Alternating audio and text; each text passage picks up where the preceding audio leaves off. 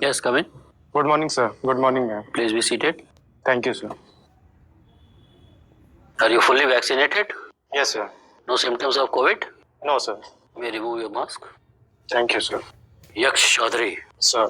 please introduce yourself to the board, highlighting your educational qualification and work experience, if any. Sir, as mentioned, my name is Yaksh Chaudhary. I come from a small village in Amroha district of Uttar Pradesh. My father is into agriculture and my mother is a housewife. I have completed my civil engineering from IIT Guwahati. After that, I have been preparing for civil services. And in 2019, I was recommended for the assistant commandant in CRPF, sir. You have joined there? So I am on extension leave, sir. You are on extension leave. Yes. Okay. Yaksh, you are from UP. Your father is an agriculturist. Yes, sir.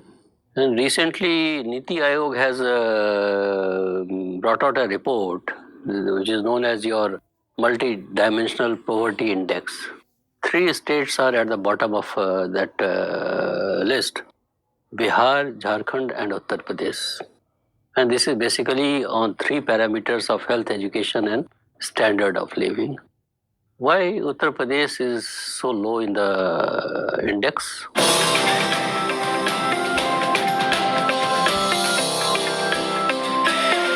Like IMR, MMR are low in case of Uttar Pradesh. The reason behind it is the low infrastructure in case of education and health, and the agriculture-based society and low industrial base in the Uttar Pradesh has led to low income level of Uttar Pradesh, which is way lower than the India's average.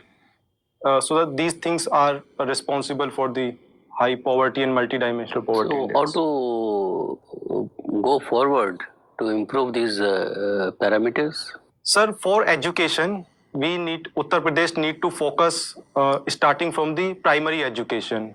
The infrastructure and inclusivity in the primary education has to be ensured. The basic infrastructure like drinking water, the schools, projectors, smart classrooms have to be ensured, and there need to be persuasion to the parents to send the girl's child to the school so that the inclusivity can be ensured. Secondly, for health infrastructure, Uttar Pradesh needs to focus on primary healthcare centers, providing all the facilities in the rural areas at the grassroots level, as well as providing the tertiary sector to tackle the diseases at the higher level. And for the increasing the income level, Uttar Pradesh need to focus on infrastructure like roads, railways, etc., and provide subsidies and encouragement to the manufacturing sector, and also bring reforms in the agriculture to make it more remunerative. These things will help in Uttar Pradesh. Okay, you are a student of sociology, isn't Yes. it? So, number one, why are we opted for sociology instead of civil engineering? Sir, I was interested in sociology. When I read the syllabus, I find it more interesting and more relatable to the society surrounding us. So that was the primary reason behind taking sociology as an optional, sir. Okay, now that you have taken sociology, you tell us why southern and western states have performed well in terms of both GDP growth and your development indicators as compared to the Hindi belt? Sir, one reason that I see in northern states is the low level of development of the marginalized sections and women.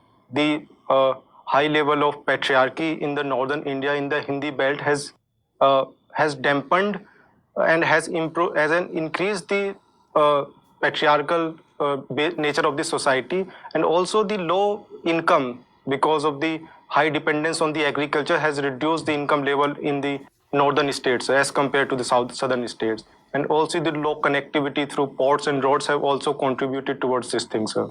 Coming to the political movements, as a student of sociology, you tell me we have witnessed political movements both in the south and west, and we have witnessed political movements on the north also. If you look at the movements, political movements of the south, of the so-called backward classes, you find it's an inclusive movement for all sections of the backward classes. That is why you see high percentage of reservation for the backward classes and scheduled castes in the southern states. When you come to the north India, we particularly in case of UP, you have Mayawati, Kansi Ramji and all that. In spite of movements, why this inclusive growth of backward communities could not take place?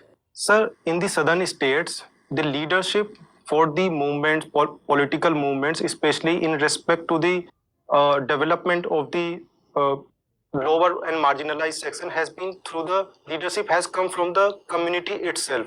While in case of northern India, the leadership has come from the upper sections of the society.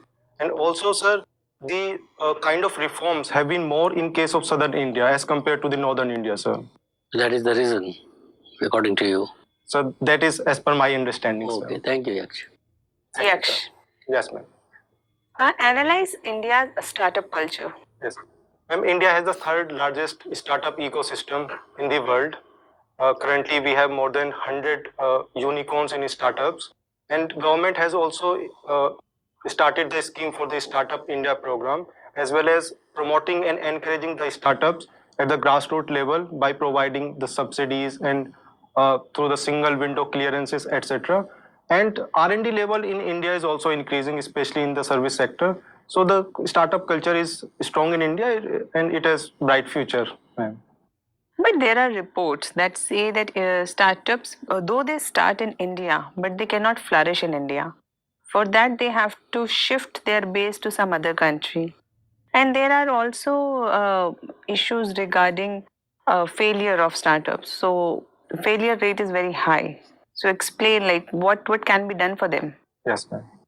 Ma'am, for the new startups, especially in the service sector, it requires the digitalization of the society because the products that the new startups are coming up with, they need the internet penetration. So for that, India needs to enhance the internet penetration so that services can be used by the citizens and the startups get more encouragement. Secondly, the policy needs to be more easy, the taxation system, and the subsidies, etc., taking loans, etc., needs to be more streamlined and more easy for the startups. So I think these are the things that if we do, Indian startup culture will more flourish, ma'am. Okay. Recently, there was also a report, NHFS report 5, which says that in the age group of 15 to 49 years, only 1% of women consume alcohol. So, as a sociology student, explain me why is this phenomena? Ma'am, consuming alcohol in India is considered to be in the domain of the male because of the patriarchal nature of the society as well as the mindset and perspectives of the people. And the women are considered uh, to remain in the household itself and not contribute towards the activities outside the household.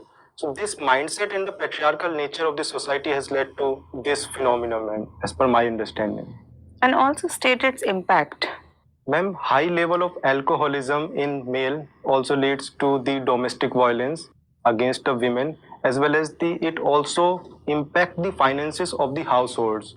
Ma'am, high level of alcoholism reduces the disposable income of the families and it also leads to the low education and health status of the family members. So it has impact on the. No, but I wanted to ask you regarding the alcohol consumption in women. Okay. So, tell me, what are the three major issues in UP elections? One is the uh, related to the caste system, that the role it plays in the political system of Uttar Pradesh. Second is the lack of awareness among the people regarding the issues of development that should play a role in the politics. And third is the low or inadequate voting behavior among the people, the low percentage of the voting men. Okay. And what is this issue with loudspeaker? So why Uttar Pradesh has become a hotbed for issues like loudspeakers and bulldozers?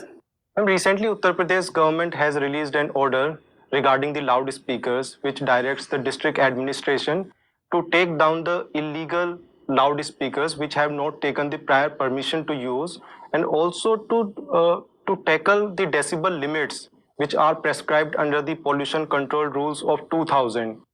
And this is because the high pollution, noise pollution leads to harmful effect on the human health as well as the studies of the students, ma'am. And ma'am, regarding the bulldozers, it is because of to remove the encroachment on the public spaces. So these things are needed, ma'am, to uh, firstly to reduce the noise level and secondly to reduce the encroachment. So you completely support the actions. Ma'am,